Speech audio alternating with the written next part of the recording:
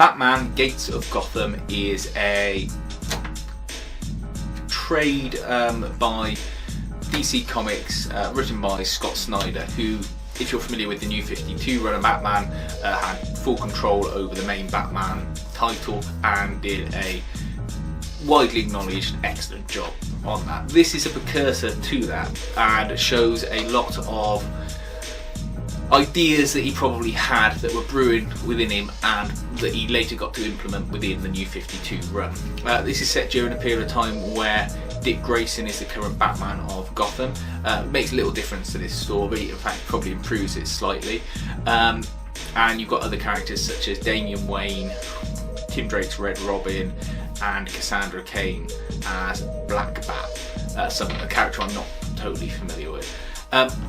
This is set around Gotham's history and keeps having flashbacks between obviously current time and the 1881 in Gotham, where 1881 in Gotham, where the main families of Gotham, so the Waynes, the Cobblepotts, the Elliots and the Canes, are discussing and implementing the betterment of the city, and this involves hiring some architects, engineers known as the Gates brothers, to undertake the construction and design of buildings and bridges within the city.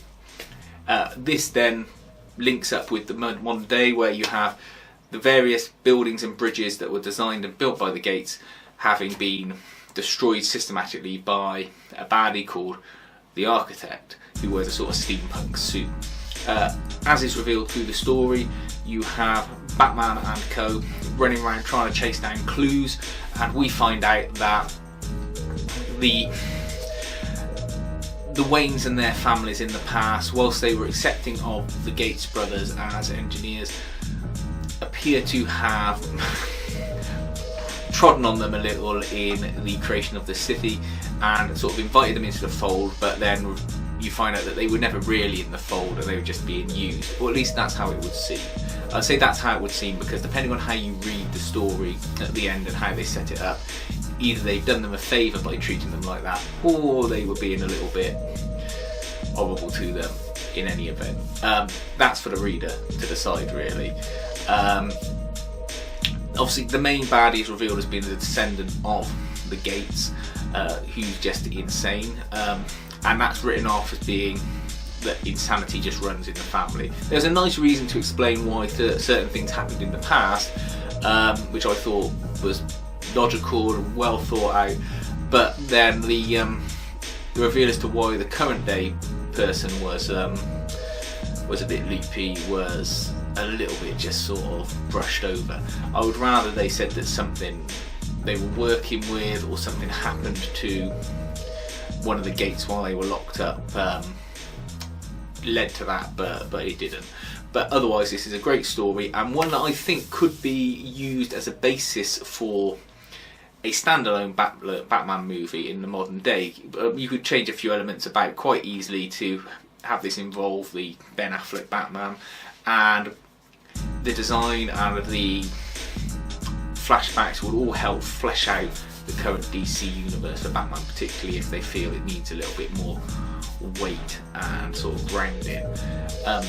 You can also see in this that a lot of visual elements were taken for the Christopher Nolan Batman series, because there's certain images of Wayne Tower and the way the trains and pipes etc lead into it that are quite clearly visible in Batman Begins.